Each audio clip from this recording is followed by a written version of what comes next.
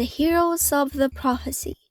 We still have two heroes left to determine their identities, but regarding the first and third heroes, Kris and Ralsei, we're pretty much confident in. However, I would like to point something out. Ralsei's description has always weirded me out. The prince alone in the deepest dark. A prince of what exactly? Castletown? They're already the king, the queen, Lancer the prince, and I really doubt that Ralsei is Lancer's long-lost brother. And if he is the prince, we're king and queen. There has to be someone above Ralsei if he's just the prince. And I should mention that he's a self-proclaimed prince. So, what kind of power does he have to proclaim himself a prince?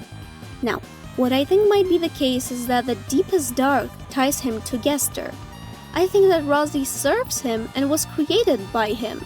That's the reason why this ball of fluff knows about the soul, game mechanics, the full prophecy, and why he adores us so much. Because he works under Gaster and he wants us to trust him. But let me say this right away. I don't think he has evil intentions. He might not even be aware of his creator's intentions. He has all these amazing skills built in for the sole purpose of serving us, and he says it himself. That's why he's all alone. He's the only Dark Knight that knows Gaster, and the only follower of Gaster that is not insane, unlike Spamton and Jebel. I've read other people's thoughts about Ralsei being the Dark World form of Kris's fake horns, which, if true, might be an attempt to gain their trust as well. Also, Kris has to be carrying these fake horns with them all the time if Ralsei can appear in every dark fountain, no matter who opens it, like he's fixed somewhere. You can say that Lancer and Ruse also appear in other dark worlds, but they don't know about the soul, and they don't know Kris personally. I believe that Kris is vulnerable and traumatized by the first time we possess them, so Ralsei is, or was, trying to manipulate them. Ralsei proposes to make them a chocolate cake, and Kris likes chocolate. He also mentions cinnamon and butterscotch, so clearly he's informed. You might say that Ralsei knows personal stuff about them since he's a dark world form of their fake horns, which I don't disagree with. But unlike Tana, who also knows Kris personally, Ralsei tries to hide his connection to them and Azriel, whose name he never mentions, while Tana freely talks about the Dreamer and Holiday families. Wait, Kris, maybe we should let Susie go. Then let's close our eyes and think about what she's doing now. Sure, we can chill with our, eyes open? Huh? I'm not quite sure what you... Well, Kris, I'm sorry, but this is my face. And if there is one thing I like about myself, it's this. So even if you think it's boring or too similar to... Don't laugh, Kris. If you think it's the same as... Okay, I get it. You don't think it's too similar. But, Kris... On top of that, Tana does not know about the soul because, well, he's just a TV. Spamton knows about the heart-shaped object because he's under Gaster's influence. But why is Ralsei aware of the player, and why does he look like Azriel? Even his name is similar. It's like he's created for the sole purpose of replacing Azriel, at least in Kris's mind. Obviously, Kris is trying to resist it. They talk about his face, and they get defensive when Susie mistakes Azriel for Ralsei. They keep pointing out differences until Susie tells them to stop. Of course, they love their brother a lot, like some NPCs in Hometown mention. So I think it's them being protective over Azriel's image. I was also thinking about Ralsei's face a lot.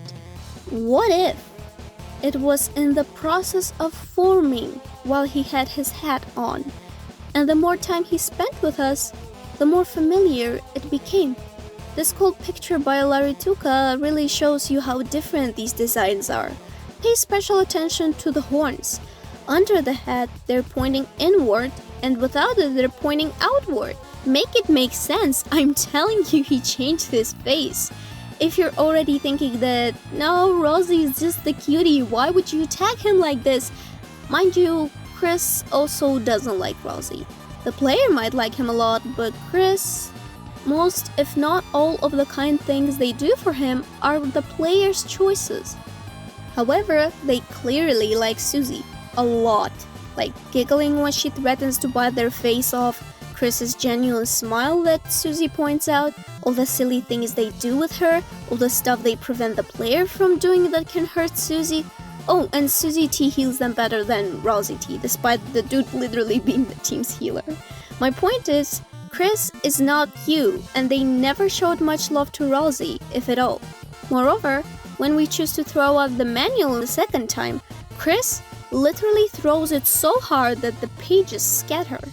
We do control their actions, but certainly not the way they perform them. However, I do believe that Kris is starting to respect Ralsei starting from chapter 3. They yawn to prevent themselves from saying the rude dialogue option, for example. It's as if they're saying, hey, I realized you weren't copying my brother on purpose, you're still forming your own identity.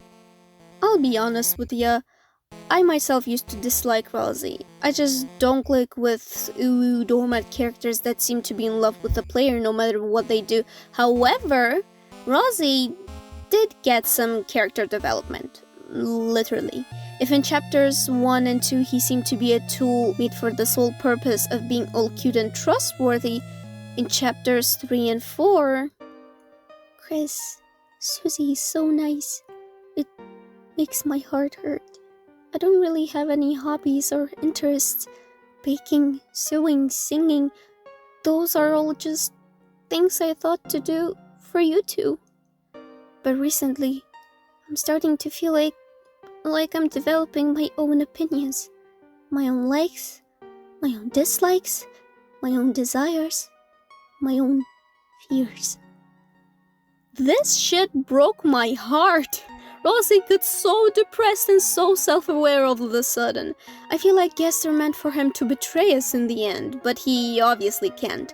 That's why he doesn't want Susie to get attached to him, and why he started frantically apologizing to her why she learned about the final tragedy of the prophecy.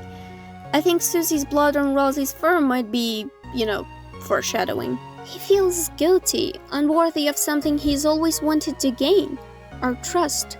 That's why he doesn't pay that much attention to Kris in these moments, because he knows damn well that no matter how the player feels towards him, Kris doesn't care as much as the player and Susie do.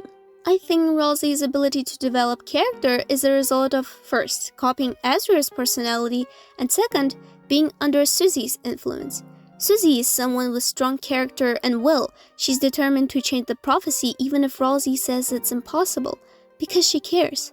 Azriel is obviously very caring and responsible, and he loves Kris dearly, as well as purple dragons.